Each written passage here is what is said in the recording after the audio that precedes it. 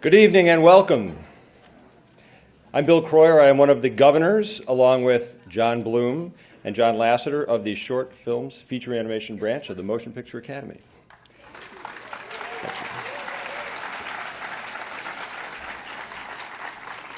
And let's all wish a happy 10th anniversary to the Animated Feature Oscar category.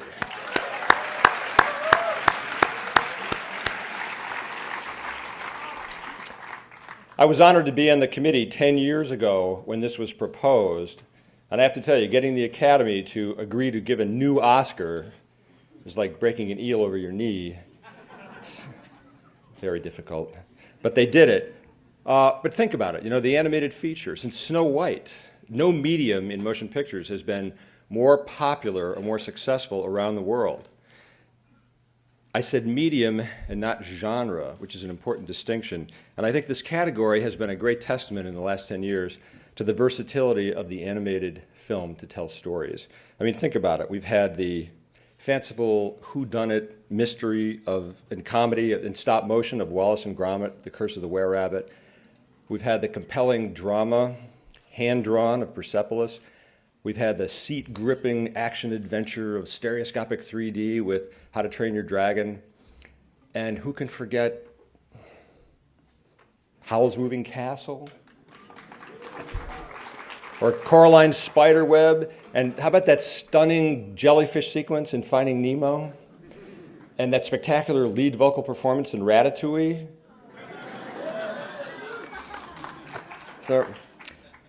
So since Shrek won the very first Oscar in this category 10 years ago, we've actually had two of the nominees go on to also become Best Picture nominees. That's quite an accomplishment. There is a lot to live up to for just one decade, but the filmmakers tonight and their films have certainly done it. We have, again, 5 films that are great art, great entertainment, and great animated films. And tonight, they're all winners. No envelopes. Yes. So to lead us to this historic occasion, we have a talented and hilarious guy. He's an author, he's a writer, he's a stand-up comedian, he's an animation voiceover actor. He's now an acclaimed live-action actor, and he's a multi-Grammy nominee. As a matter of fact, one of his albums is called Finest Hour. But maybe if we give him an unbelievably huge round of applause, he may consider this his finest hour. Ladies and gentlemen, Patton Oswalt.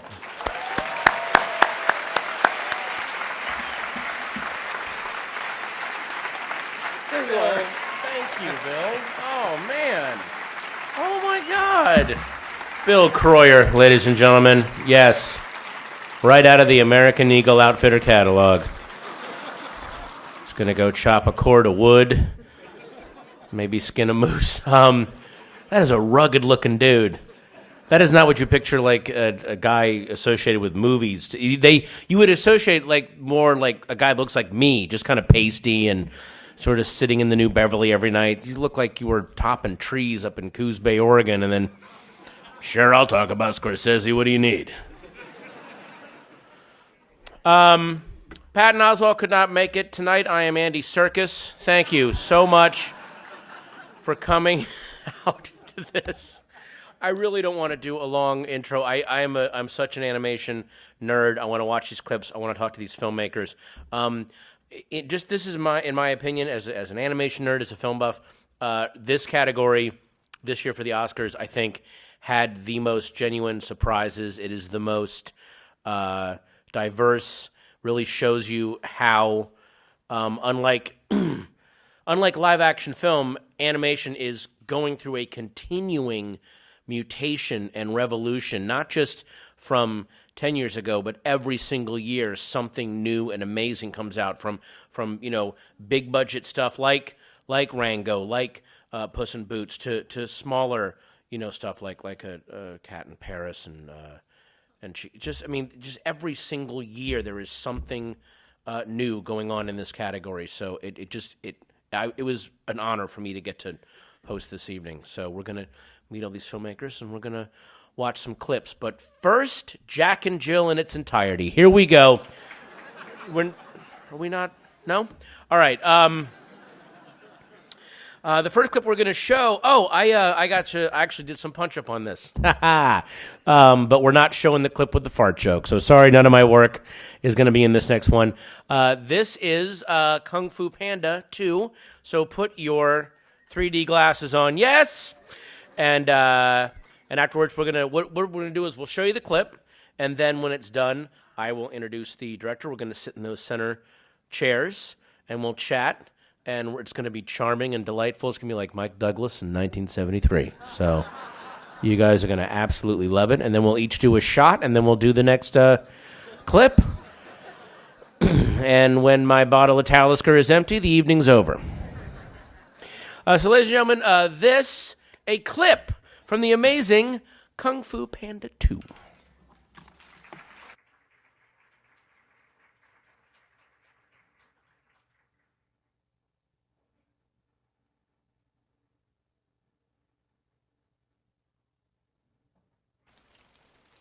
What is this place?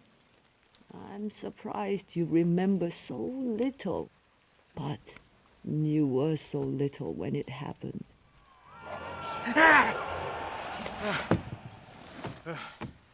Perhaps you do remember. What? It's just a stupid nightmare.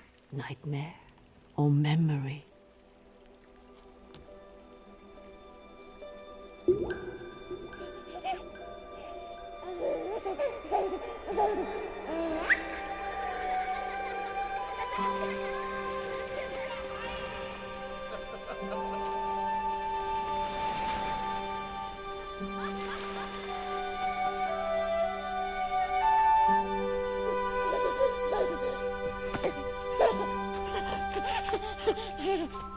This was a thriving village. Young Shen was in line to rule Gongmen City, but he wanted more. I foretold that someone would stand in his way, a panda. But I never could have foretold what came next.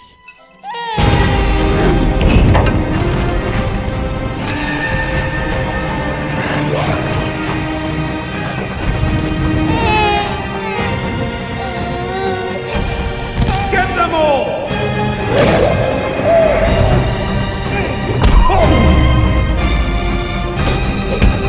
Take our son and run away!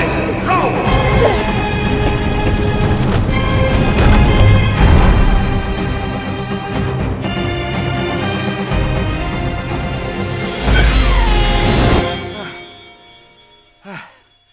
Stop fighting. Let it flow.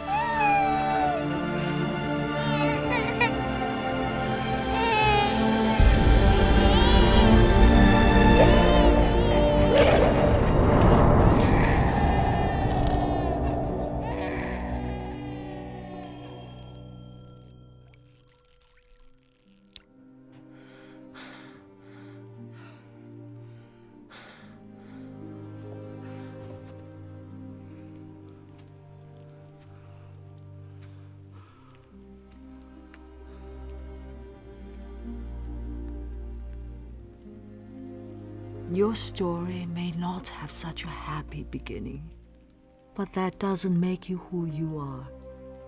It is the rest of your story, who you choose to be.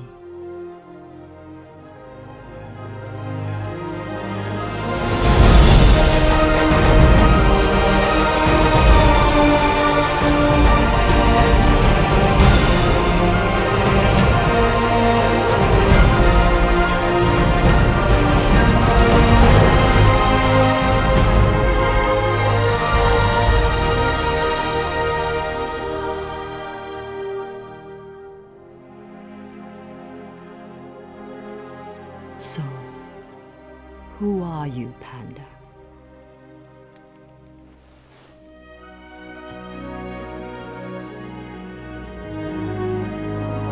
I am Poe. And I'm gonna need a hat. Yeah. Ladies and gentlemen, please welcome director Jennifer Nelson.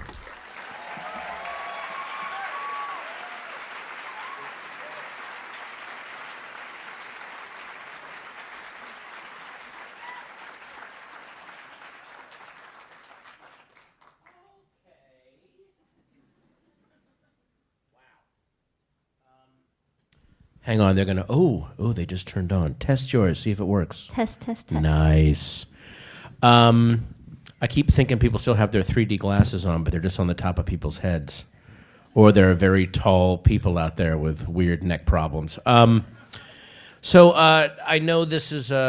You've probably been asked this question a million times. I hate to bother you with it again, but you are the first woman to direct a major full-length animated movie. By myself. Yeah, by yourself. Well,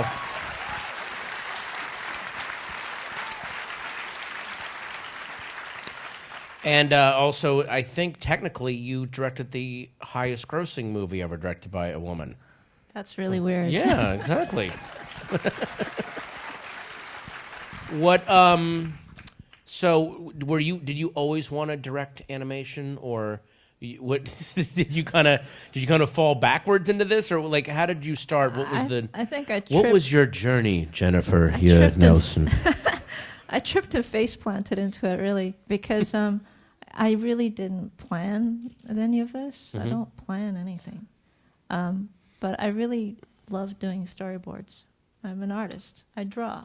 Right. And I've been drawing my whole life, and I've always had movies running in my head, live-action movies, strangely enough. Mm-hmm. And the only way I could figure out how to get it out of my head into something else was drawing it. And I was doing storyboards before I realized that there was something called storyboards. Oh, really? Yeah. That's you just thought you had invented it, and then you read about Spielberg and go, Spielberg, you do. Oh, I thought, my gosh, you could get paid doing that? That's awesome. But I didn't realize that there was such a thing like that I could use that for until college, because Dave Lowery, who does a lot of Spielberg's movies, came by to talk at my class at Cal State Long Beach, and he showed us his storyboards, and he showed us Willow. Oh, really? And I was like, whoa, that's crazy. You draw the movies, and they make the movies after you've drawn them. That's really cool. And in a weird way, doing storyboards totally prepped you for directing, because you have to choose in storyboards the right. Have you ever, when you were doing this, did you ever storyboard stuff and let's say you map out 6 of the frames or scenes and then go, oh, no, that's not, and then totally scrap it because you realize there's a better way to approach it? Absolutely, because storyboard's the cheapest time to be doing that. Yeah, you shouldn't be doing that on the set when you're like, doing that later. We'll do 8 different setups today and see what happens. When I'm doing my own sequences, because I like to draw my storyboards myself sometimes. I have an amazing storyboard crew. Oh, really? But I also like to draw some myself. I hoard some for myself. Yeah, I gotta. But what I tend to do when I'm doing my own sequences is I have to pace around and get it done in my head first. And that may take a whole day. And then I'll start to draw. And when I draw it, I'm not thinking at that point. I just print. Were there ever though times that you would, let's say you storyboard something out and then you direct it and doing the, because I know a little bit about when they go back and redo sequences and stuff like that. was there a sequence where you were so sure, oh, this is the way to do it, and when you saw it in motion, you're like, oh no, that's wrong, I've got to redo that? Or did you ever get that far into it? All the time, because you deal with a lot of different input from a lot of very, very smart and talented people who give ideas. And you may have, it's a very collaborative medium. Every single department it goes into, someone adds something. It's like stone soup. Right, yeah. And then all of a sudden you've got amazing soup. Yeah, that you just, I was just going to boil water with the stone in it, but if we're going to add carrots, I'm not going to say no. I mean, please. Did you, okay, so when you were, you're doing a sequel to Kung Fu Panda, which is this amazingly successful film. I remember, I forgot in the sequence, you also kind of did 2D, a total nod to Miyazaki. Then you're doing Shaw Brothers Kung Fu action. Like, you could not have been giving yourself more and more obstacles and challenges to do on. Did you do that on purpose? I mean that's like that's almost like an announcement. It's almost like the way like a great like hip hop artist announces how awesome they are by crushing in every style they can on their first album. So this is like your Notorious B.I.G. Ready to Die. Like, oh yeah, I'm gonna do the whole spectrum of everything. Did you have that in mind? How are you like a gangster rapper? Not very much. Well, I you said you have a storyboard crew. I mean, you guys. I have a storyboard crew. My head. Do you guys go over to Pixar and throw down? Maybe do a little drive-by with the blue pencils or something like that? I do not fight well. I think I'd break my hands on a piece of paper. And those hands are precious. Those are storyboarding instruments. Sorry, go ahead. My head of stories, actually, here, Phil Craven, and he's over there somewhere. Oh, Phil. Nice. And also Ramon Zebach, a production designer. But those are the people I work with. They're amazingly talented people. And something like those 2D sequences, you should see just the art that came out of it. We just took that art and moved it. And that's the thing that was just so wonderful about doing those 2D sequences. We don't have to interpret at all from the concept painting.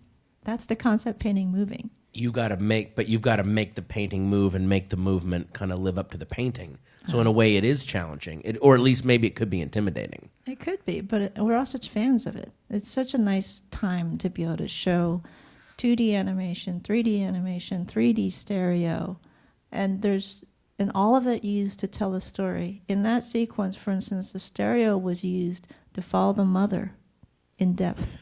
As she kind of disappears off into the snow. In depth. So between the 3D and the 2D, between the water drop and the mom, is exactly the same spatial place. We're using 3D to tell the story emotionally. And so that's like was fun. And also show like incredible violence of like wrecking a village and stuff. Yeah. I make it pretty. Well, it's you make violence very gorgeous.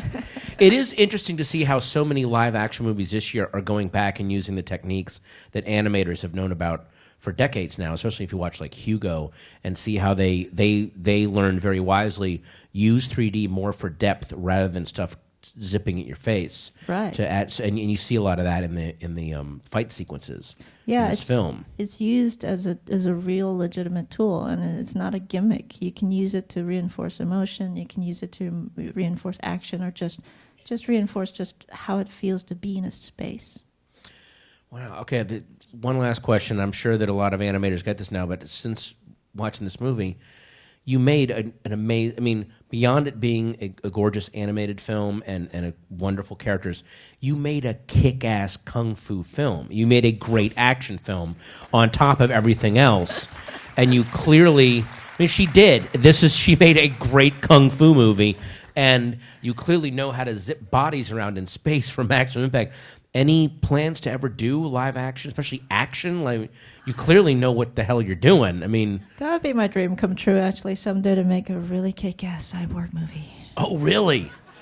Oh, yeah, because you got to have cyborg because you still have to have license to kind of lose gravity and, kick through walls. Oh, yeah. Yeah, exactly. I mean, look, Meryl Streep and Gary Oldman are brilliant. They can only do so much. You have to justify why they're flying through the air. There's a reason why Jean-Claude Van Damme's in this movie as a cameo, because I grew up watching his Cyborg movie. I was like, that is so cool. I love how we're at the Academy and people are going to be invoking Scorsese and Wells, and you're like, Van Damme, buddy, Cyborg. That is the basis of all cinema as far as I'm concerned, man. You can burn everything that came before Van Damme, Cyborg. There's no point. There's no point. Start from Cyborg, build from there. Jennifer, it was awesome talking to you. Thank you so much. We're going to see you again at the end. Okay. We're going to come back, and then you guys get to ask them questions. Probably far better than me. So thank you so much. Awesome. Great. One more for Jennifer. Come on. Yeah. Awesome.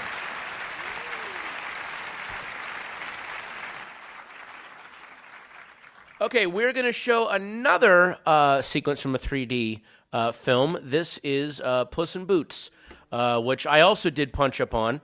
My big note, add a panda who does kung fu. They did not get it. They were not happy. Chris Miller, who directed this, he had a family commitment. He loves animation. He does not like people who enjoy animation. So he says he's very sorry he couldn't be here. He does not like people enjoying his work. It's weird. He's a weird guy. So put your glasses back on. Here comes Puss in Boots. Thank you.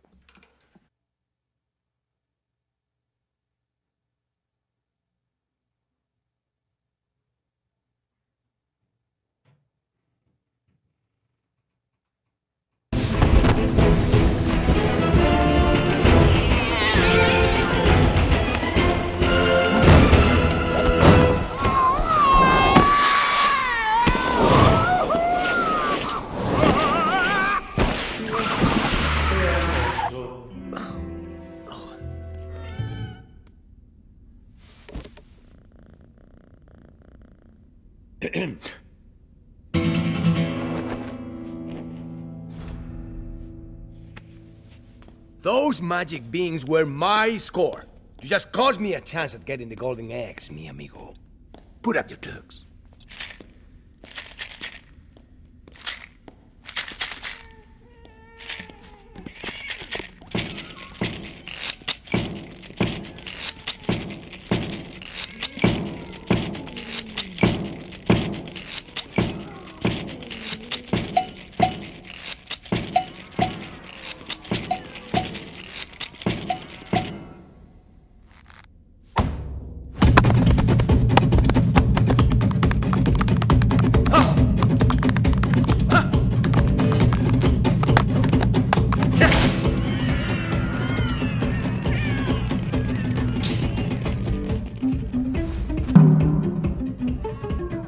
Very well. If it is to be a dance fight, then I will Tuesday night dance fight you to the death.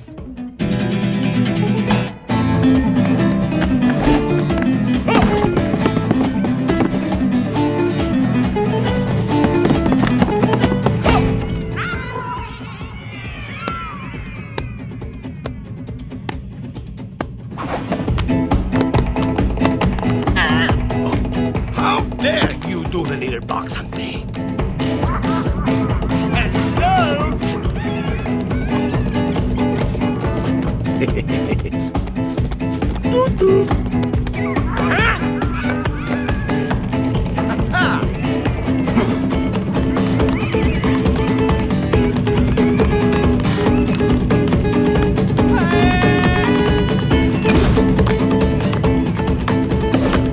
Can you feel me?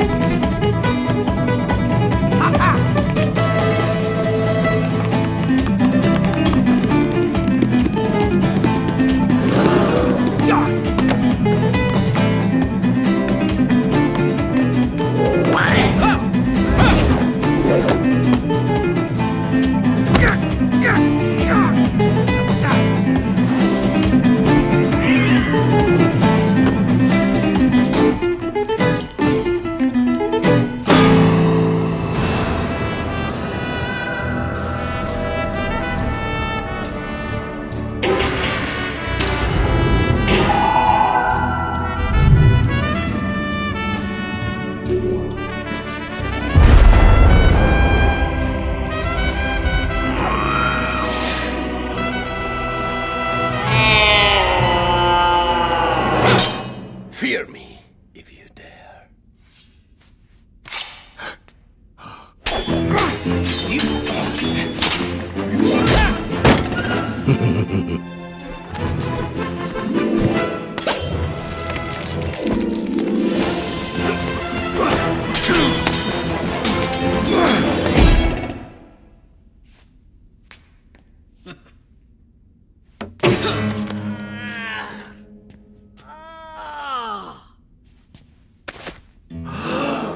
You hit me in the head with a guitar? You're a woman? Oh. Whoa. Amateur. Wow.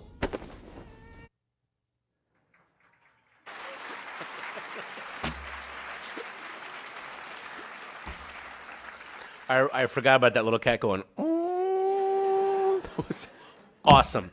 Well, now you can take your 3D glasses off for the rest of the evening.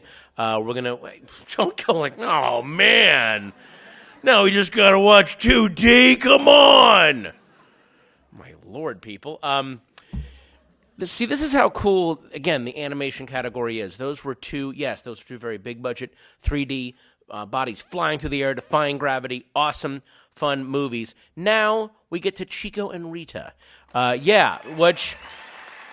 That is how amazing and diverse this category is. Big budget films get nominated in this category. Smaller, personal, innovative, in my opinion, riskier movies get nominated. There was a really interesting review by Roger Ebert about this movie today on his website that you should go read, where he's basically saying that the story and characterizations are so good that, and yet it doesn't really take place in a fantastical animated universe, but you don't mind that it's animated. The art and the kind of toned down feeling of it actually brings you into the world better than if it were live action, which I think is such a testament to this art form. And we're going to watch a clip, and then we're going to talk to the two directors. And I just want to say their names because it's so fun saying their names. Listen to these names. Ready? Fernando Trueba and Javier Mariscal. Oh, those names. I want to fight a duel. All right. Ladies and gentlemen, here is a clip from Chico and Rita.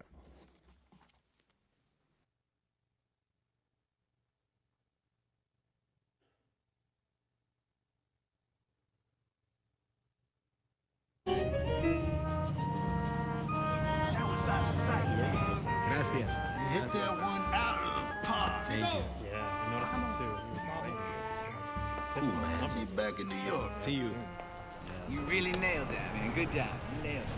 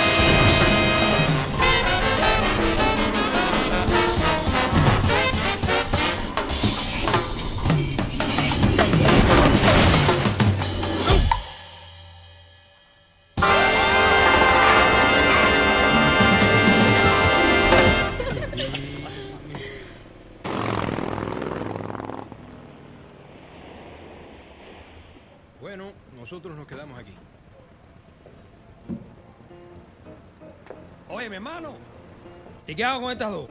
¿Necesitas que te haga un dibujito? Adiós. Chao.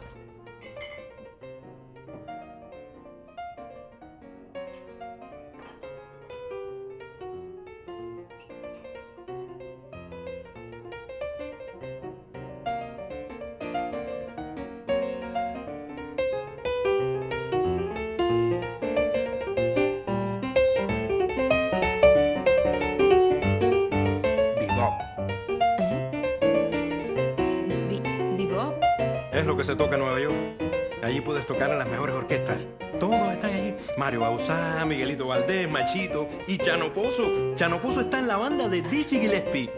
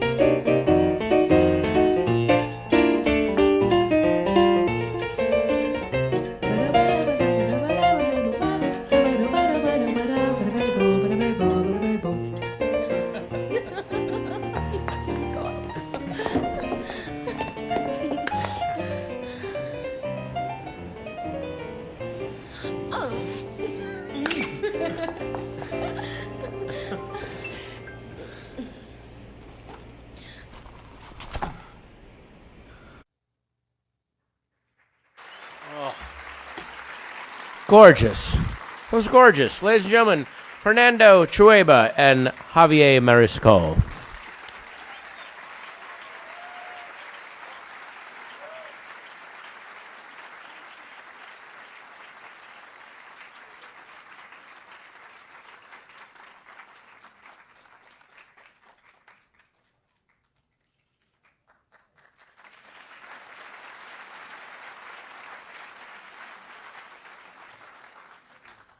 Oh, yeah, right there. Grab a mic. Now, Fernando, you are pretty well known for an Oscar speech that you gave back in 1993 when you said, I feel like I want to thank God, but instead I'll just thank Billy Wilder. Yeah. Yeah, that was you? Yeah, now, that was me. I heard that the next day... I was younger. Oh, you were a little younger? Didn't Billy Wilder call you the next day? Yeah. Yeah, he told me, Fernando, why you say that? Now, people that see me on the street, they do the sign of the cross. Wow. So you kind of made things a little rough for him or maybe a little easier? Who knows? Do you have tape across your stomach? Oh, sorry. Oh, I was like, well, I don't know what was going on there for a second. If you had like a medical condition that I didn't know about, or I was like, don't mention the tape across the stomach, Patton. Was on the chair. Oh, okay. Do you think that we have to tape ourselves into the chairs for the 3D or something, or? Oh, for the love of God. Oh, boy. You laugh now, but he'll be selling it on eBay to some animation nerd. No, I'm good. No? I'm quite good. So tell the, yeah, exactly. Yeah, it'll be there when you need it later. I read the story of how you guys got together on this to do the movie.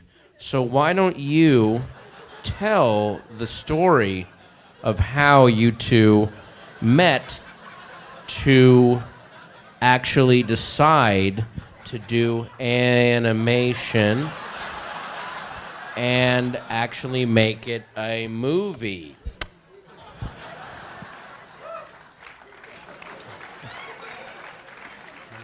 ¿Qué ha dicho? Okay, que como... You know, I learned English with the Beatles in the beach. So I don't understand you. You learned English with the Beatles and like the Beatniks and stuff like that? Well, in the beach. Okay, well, walking around. Look, Daddy-O, why don't you lay down the jive as to how you guys, you know, kind of got copacetic and sort of, you know, filled the sprockets with all them little cartoony unis. Okay. I'm sorry. No, it's okay. The beginning of this movie, it was our friendship. We wanted to work together. So he's a painter, designer, illustrator. I'm a filmmaker. So what we can do together, an animation movie. So it was an old dream of him to make a feature movie. He had worked shorter things for TV and that in animation. And for me, it was really my first experience in that field.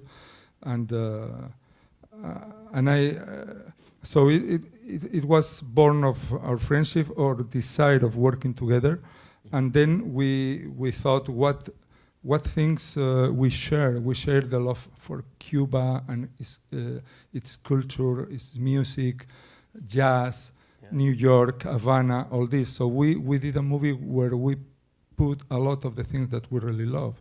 So it's a friendship work. Yes. Yeah. We love this music. We love La Habana. We love New York. We love also Las Vegas and LA. Yeah? Yeah, it's my preferred city, man. Yeah, it's the only place I understand English in California. Many times I fly to London. You know what I mean? Yeah, it's impossible to understand these people, you know?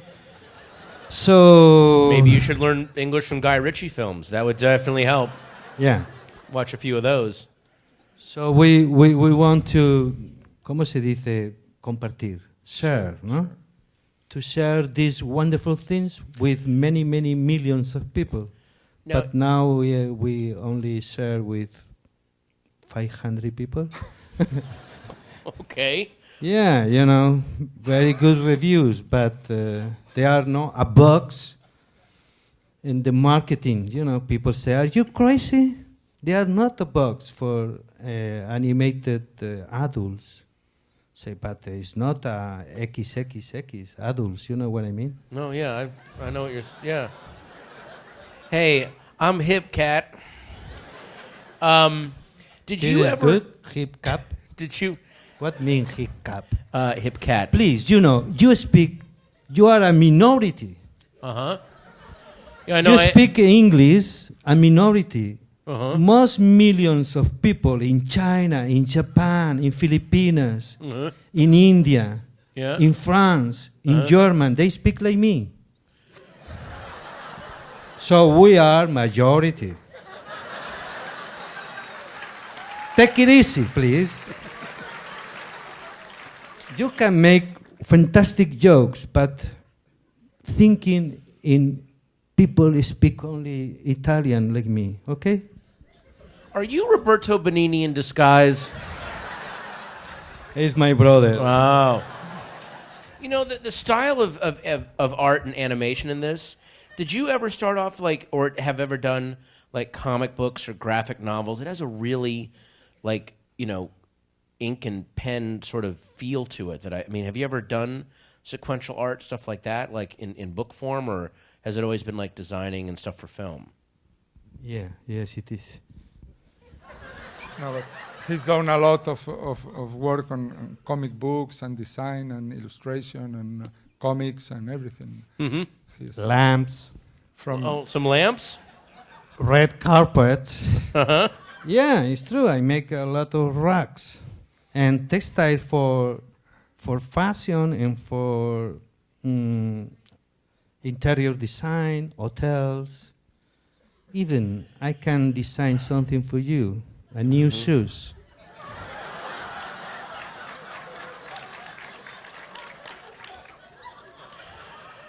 I wish I had 8 hours with you. I really do.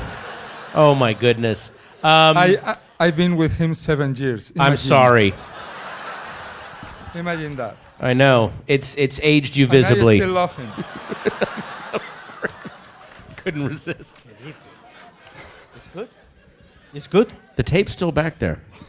It's good? It's very good. Oh. It's very good, yes. Yeah. Okay, you're going to come back later and take questions from the audience. So thank you guys so much for coming here and letting us do this. It's awesome to talk to you. Thank you. Leave your mic. Yes, there you go.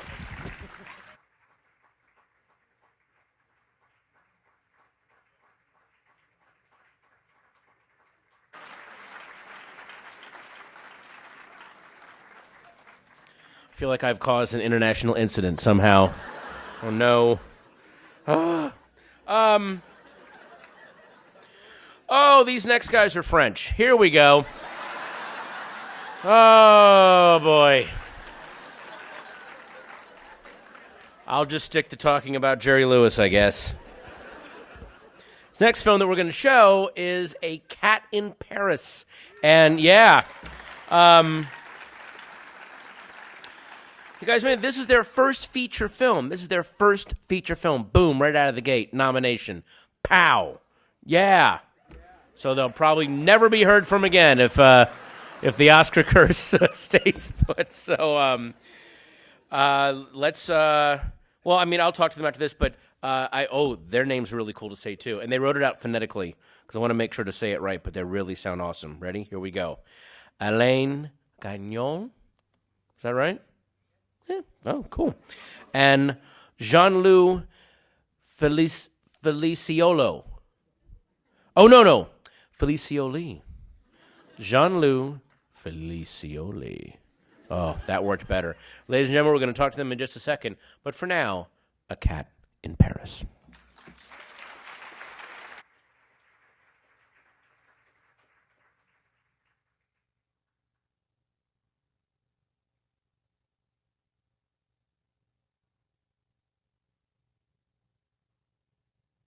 Allez, oublions ça.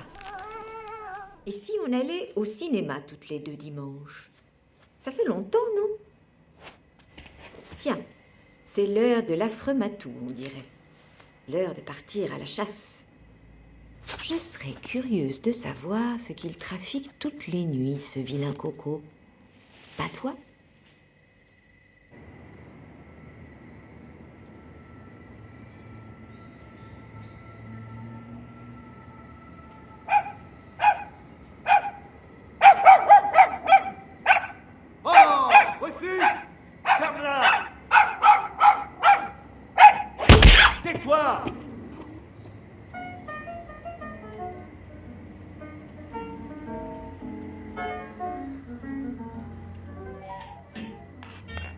Tiens, salut le chat. Je t'attendais plus, alors j'ai commencé sans toi. C'est ça, prends des forces pour ce soir. On est de sortie. Tu verras, je t'ai préparé un bon programme aujourd'hui. Ça va te plaire.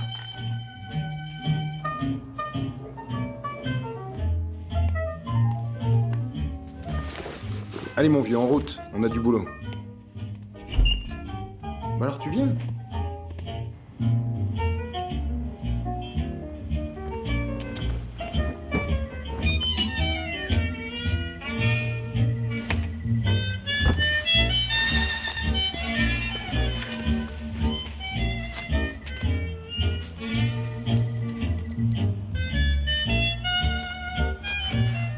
C'est ça, fais ton malin.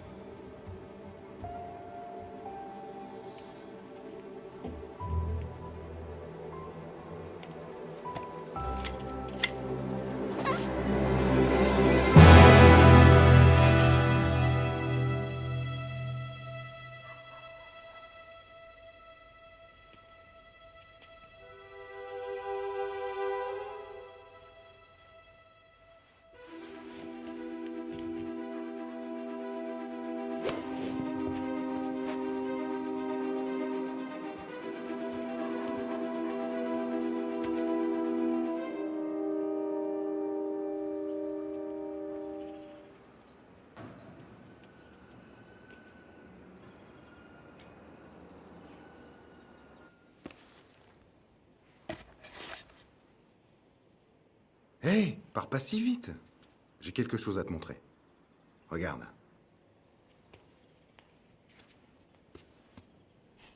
Pas mal, hein? Qu'est-ce qu'il en dit, monsieur l'amateur de poissons? Tu peux rester si tu veux, ça me dérange pas. De toute façon, je suis toujours tout seul, alors.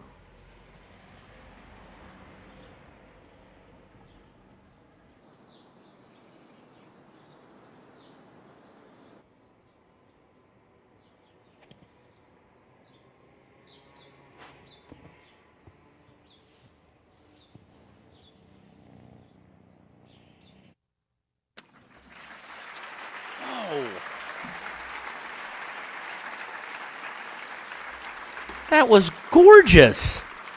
I haven't seen that movie yet. I have to go see that. I'm going to be honest, I have not seen that movie. That was awesome.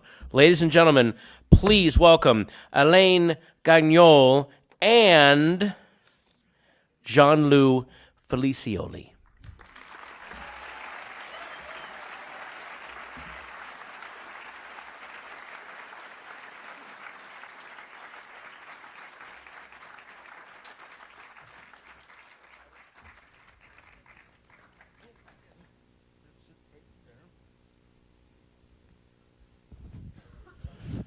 Translator? Thank God. Okay. We are French, so we can speak English. Oh, okay. Let's not, please. Let's not start a weird war here, okay? Oh. And then World War III started with animators. It always was. It was always going to start that way. Everything I say, add he said sexily at the end of it. Just add that. No,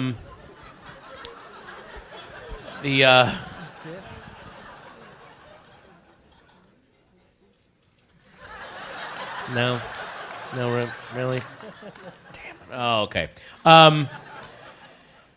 This movie, from what I just saw, it feels like it has the logic and the feel of like a classic children's book, almost.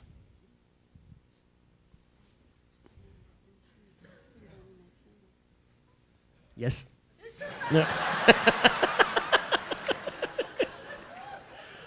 Were you going for that look with the colors almost look like they're drawn in with like colored pencils? It has that rich feel to it. Was that also a thing that you were going for, or?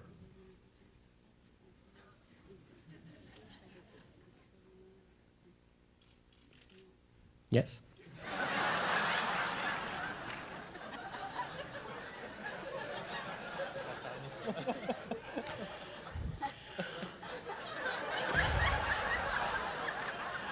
I hate my job as a translator. This isn't Patton speaking now. It's actually me.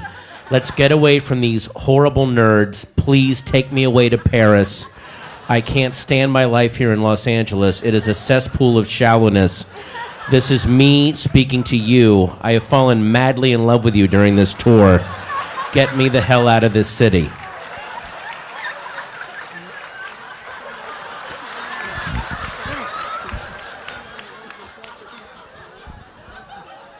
Damn it.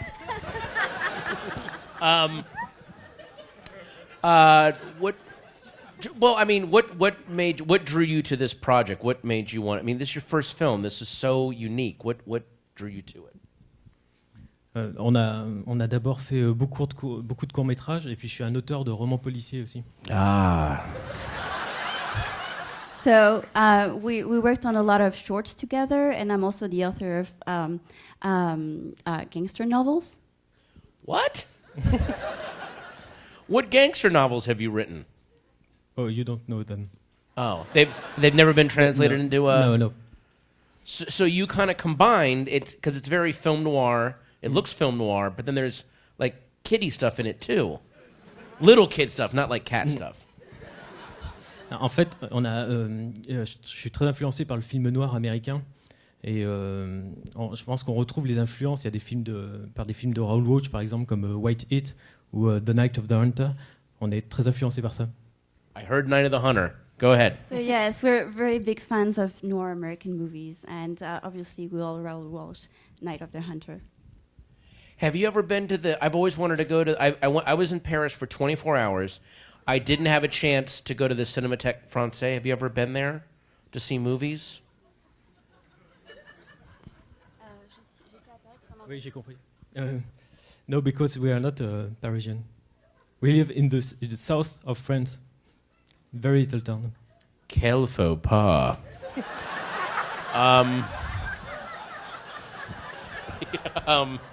I can say yes if you want. Oh, okay. Oh, good. Yeah, be good. Just I would keep it to yeses. God,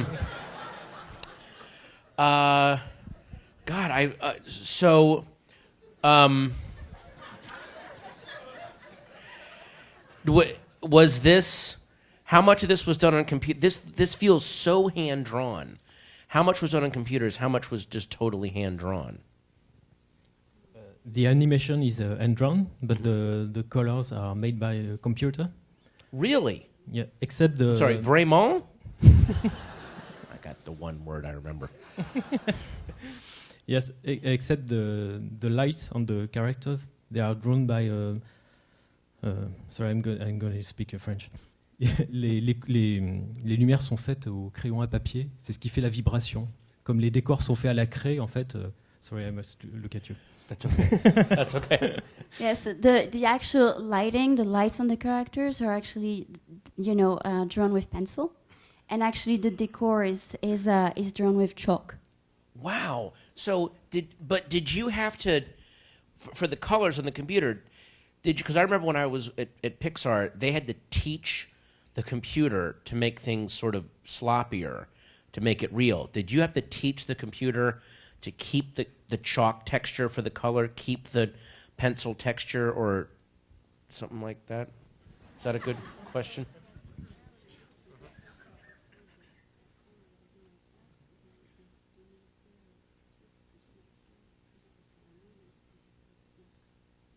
Yes. So well. Yes. Oh. God, James Lipton is spinning in his grave right now. One last question. I have never felt more American in my life. I've never felt more American. This is so embarrassing. Who are your favorite animators, either American or worldwide? Who influence you animation-wise? Don't say yes. Frédéric Bach. Okay. Mark Baker. What is your favorite 70s prog rock band whose lead singer was named John Anderson?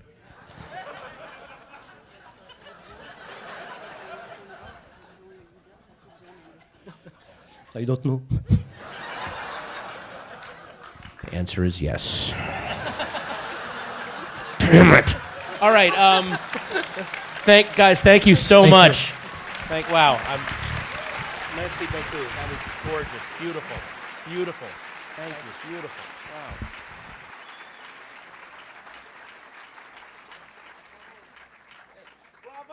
Bravo. Another round of applause.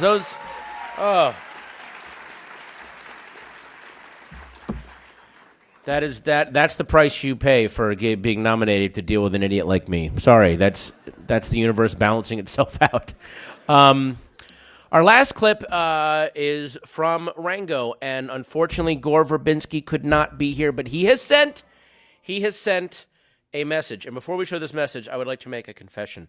I also punched up Rango. I punch up everything. And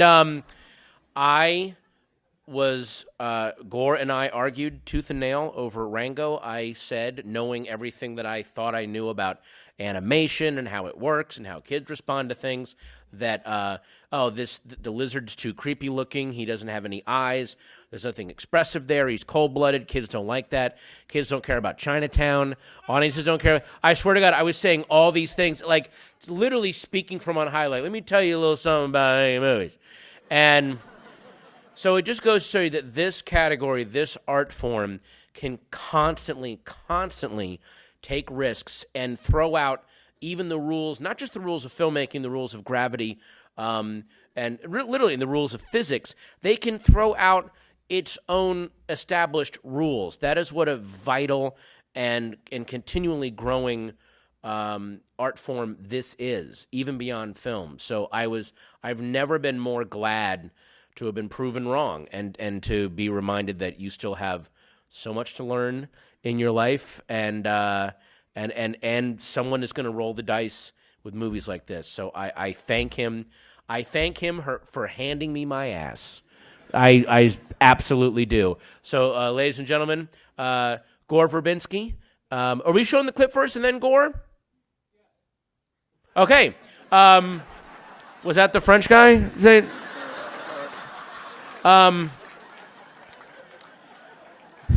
Jean-Loup. We're going to show the clip first and then a message from Gore Verbinski. Rango.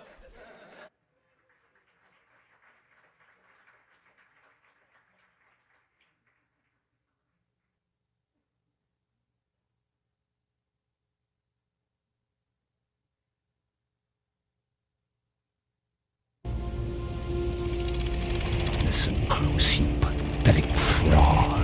This is my town now. If I ever see you again, I will take your soul straight down to hell.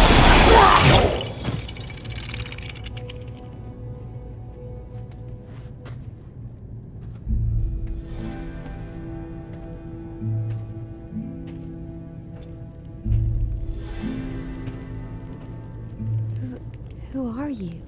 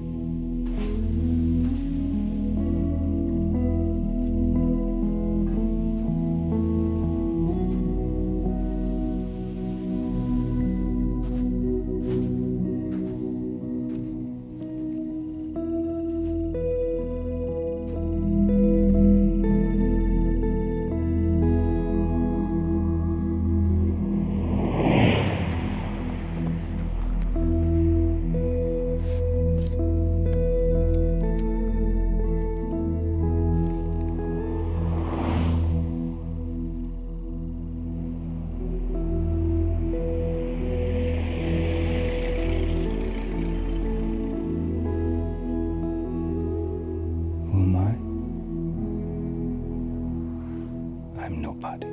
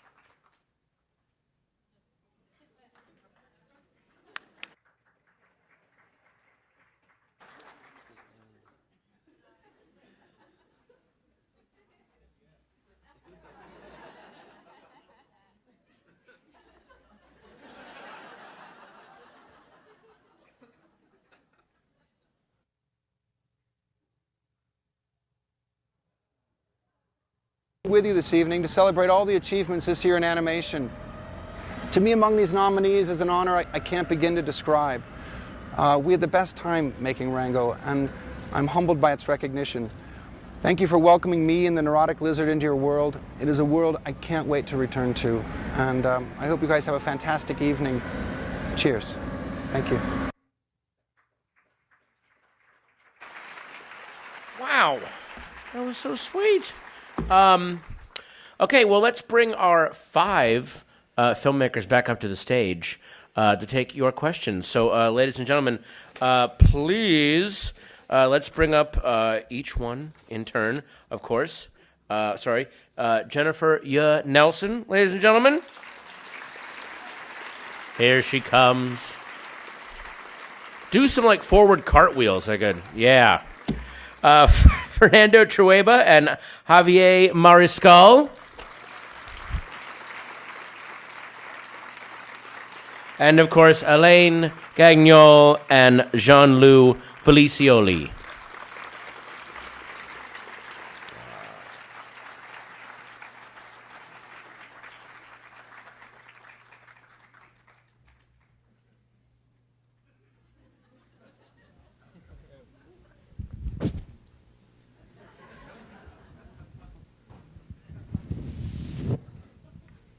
I'm going to hover around behind you and take questions from the audience. Oh, can I sit down there? Is there... No, you guys sit there. You guys sit there. I'm gonna wander around. Oh, look at that. Oh, I love that. It's like you guys' album cover. It's cute. Yes. Yeah. Oh my God. All right. Stole your thing. And oh, that's very nice. Well, do you want to sit down there? No, do you want to sit? Oh, this. Sorry, I'll be hosting the Awkward Awards tomorrow night. Okay, so I guess, are we opening this up for questions from the audience? If you have any, is there a mic floating around, or how are we going to do this? 2 of them are floating around. If you want to put the house lights up a little bit on the audience, we can see who has a question. The first hand that goes up is the hardest hand, and then everyone else. Wow, boom, right there. Well, that's the first one I saw. I'm sorry, maybe you were first, but here we go. Evening. Whoa. With Kung Fu Panda, where we saw the hand-drawn animation, do you think it's coming back in American cinema as feature-length films, or is it being more integrated within computer-animated films as another form? I actually think that it's totally viable to make it into a feature-length film. I think that it's more possible now than it was maybe 5 years ago, where everyone was going, CG's it, and that's everything else is done. But there are so many good things coming out in 2D, and frankly, there are some shockingly amazing, talented artists that do it and love to do it. And I had to, have almost a lottery for the people to actually animate the 2D shots in the movie. Luckily, the 2 people that did it, Rodolphe and Pierre, are just insanely good.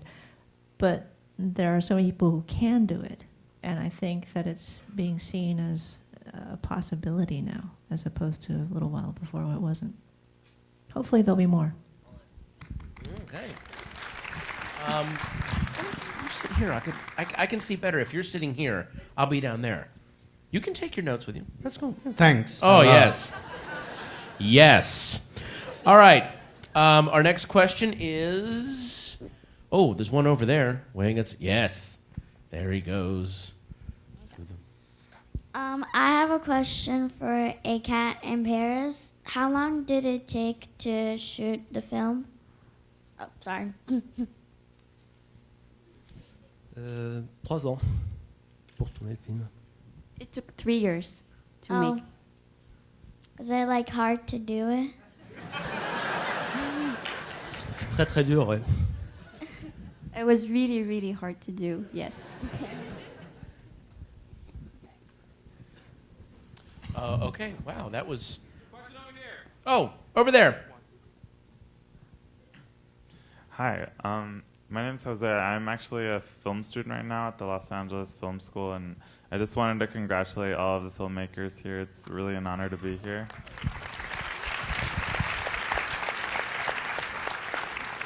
My question is, what is one of the main lessons that you learned in the filmmaking process for each of your films?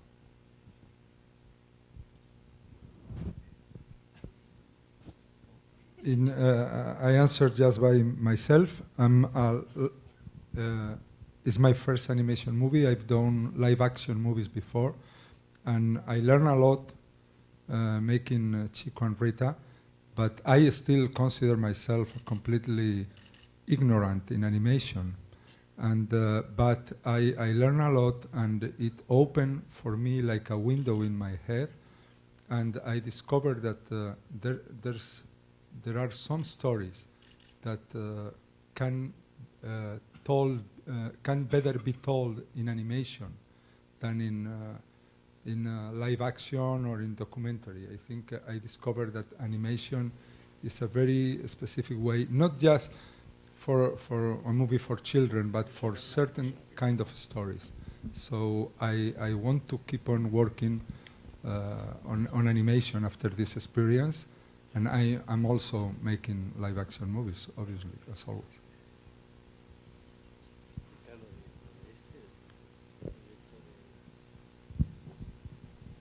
Yeah, well, he's telling me that I've been working for several years in a documentary project.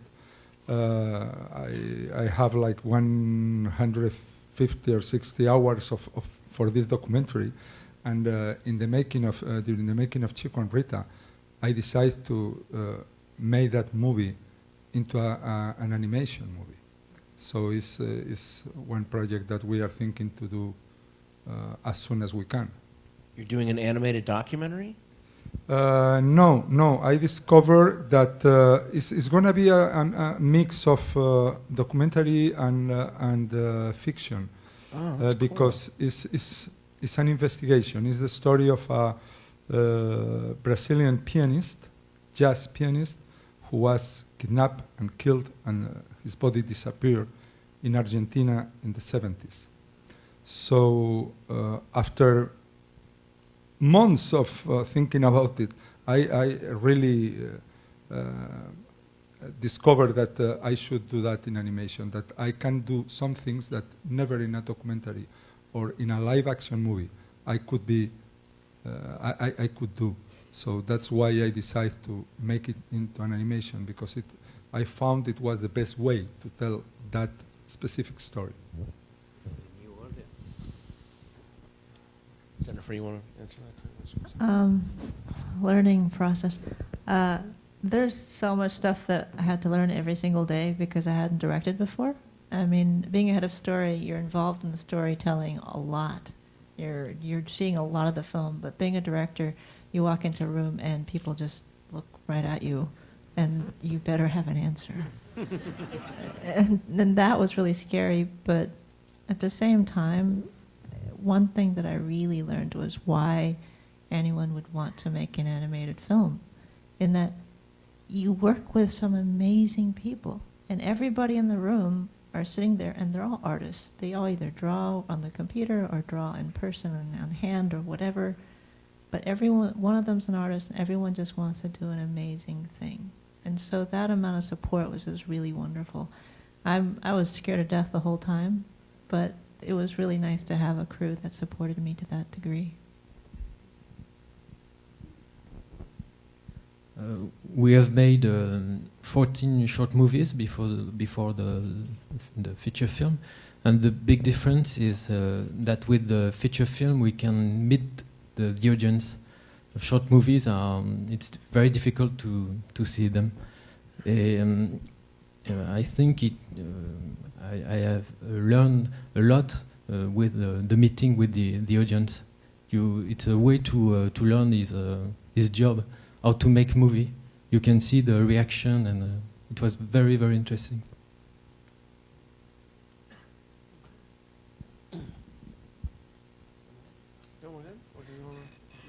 Non, c'est quoi la question déjà?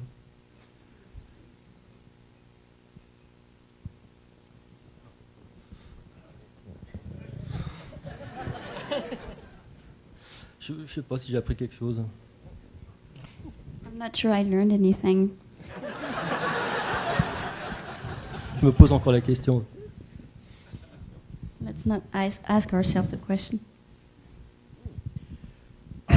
Well, I learned something fantastic is working in a big team and I don't know how you say when somebody have only one arm, you know. So I always feel like that, you know.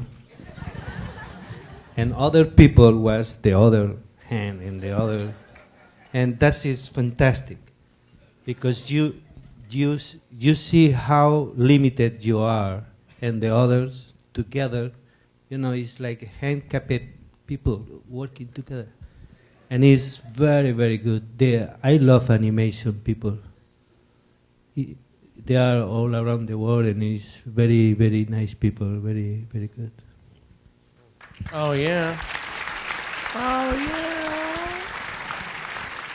yeah. There's a hand up right there.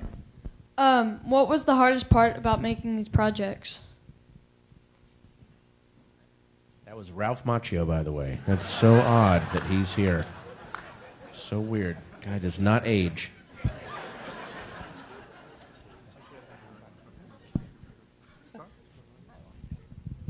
The hardest part for me was I'm kind of very introverted, so actually having to make 350 people all sort of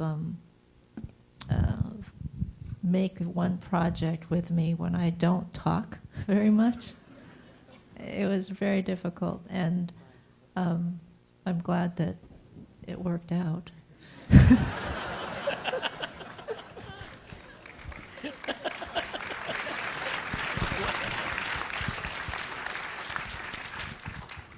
For me, the hardest thing was to wait, all time waiting for finding the money, waiting, and once the production, the animation started, waiting for every single shot to be made. It was, you know, after all the work with the storyboarding and doing the music and the voices and all these things, then one day the first shot arrived, and it was like 5 seconds. And I was so happy. And I say, when are we going to have another one? And they told me, 2 months. And I said, my God. So I spent 2 months watching these 5 seconds all the time.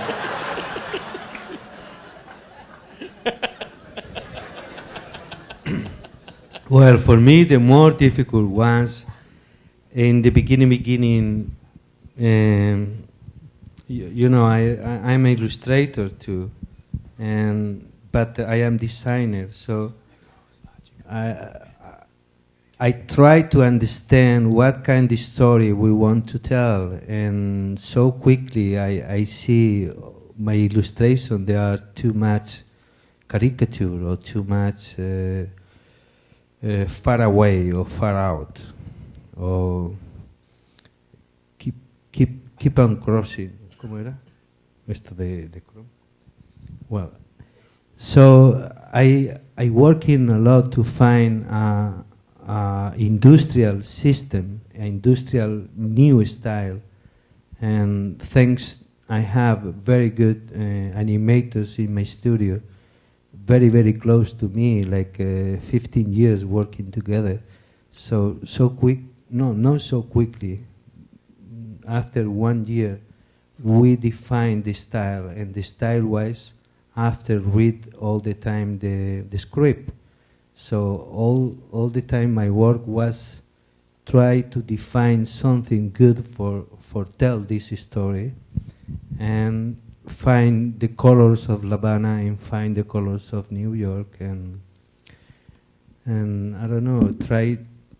If I do myself or only with 3 or 4 people, was more free and more maybe interesting, but it was impossible. So we defined something more industrial, And I was very, very happy to see how people from Philippines or for Hungary or for France or for Madrid or from Barcelona or from Brazil, Rio Janeiro, or even from England, they working together, and thanks to my brother Tono, he's also another director. He make a very complex system by internet. You know, I'm very old, so I remember all my life was no internet, you know. And that helps a lot. And I remember when I was 21 years old in the 71, I started alone myself. After 3 weeks, I make 20 seconds of a very simple animation. I say, oh, I must be waiting. So this was, but in the same time, we laughing a lot. And it's wonderful make animation because you can smoke good marijuana and laughing and everything is movement. It's good.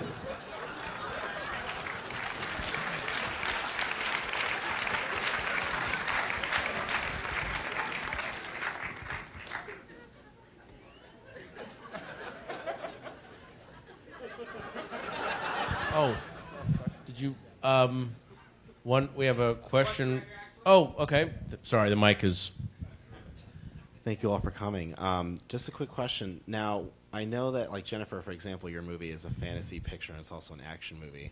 So now, when you're making two genres into one so fluidly, how do you know that the characters in the universe you create are working? Is it at the script stage? Is it at the storyboard stage? Is it at the production design stage where you're saying the fantasy elements are just fantastic enough for people to believe it, but then the action elements are just shot well enough and boarded well enough for it to be that believable as well? Well, we don't tend to think about whether it's fantasy or the genre. We mainly think about story. We start with story, we start with characters, what the characters want, what the characters need, and that's something that happens in a science fiction picture in some fantasy environment, or, you know, on a cafe down the street. It's a live action thing, it's an animated thing, it's really based on character and what the characters are needing and doing over the course of the movie. So we do that first, and we will figure out what we're trying to say with the movie first, with 3 or 4 people in a room with a whiteboard and a lot of chocolate. And we sit there and think really hard for a very long time trying to make sure that we get the point of the movie across. And that's when we start thinking about how we're going to show it, how we're going to present it. But that is execution. It's not a part of what is the spine of the movie. And that is very, very early. That's before the script. And that's when we're just working it out on Post-it cards on the wall. Chocolate is DreamWorks slang for marijuana. Is there... I think we only have time for... There's like one more question. Right in the middle. We'll go to the middle. This is for the Cat in Paris filmmakers. Your film has a lot of action sequences in it, and the big challenge both with live action and animation with action sequences are keeping them character-driven and story-oriented, and you guys did a remarkable job of that. And I was hoping you could talk about the challenge of keeping that in your action sequences of an animated film. Touché, translator.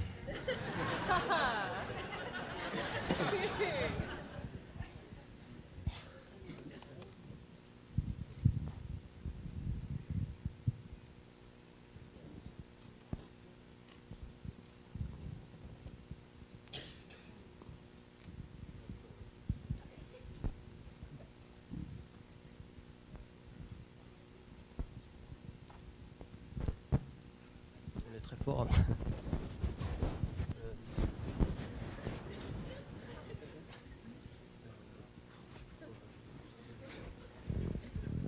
C'est très difficile.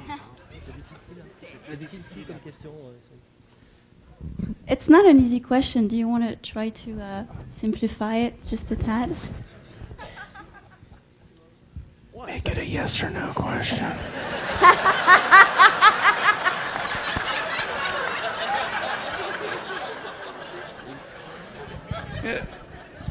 En fait, je réponds. En fait, on travaille surtout la mise en scène. C'est-à-dire qu'on fait une mise en scène très simple qui nous permet de garder des cadres assez composés, en fait. Voilà. Donc on réfléchit beaucoup au moment du storyboard et on pense à tous les mouvements qui vont être faits. C'est pour ça que ça nous permet de faire bouger les personnages, mais ils restent relativement bien cadrés, quoi. Tu as quelque chose à rajouter? So we spend a lot of time actually conceiving at the stage of storyboard when we work on storyboards. We make sure that we frame the image really clearly and properly so that we give them enough space within the frame to move and evolve. But the overall image remains pretty clear and simple. The overall image remains clear and simple. What a perfect way to end this evening. That's a great, wow. Thank you. Another round of applause for all of our amazing filmmakers this evening.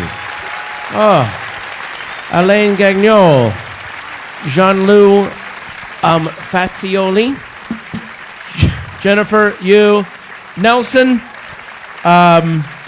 Fred, hang on, damn it, I'm Fernando. blanking. Yes. And Javier Mariscal. Javier Mariscal. Yes, ladies and gentlemen. Oh.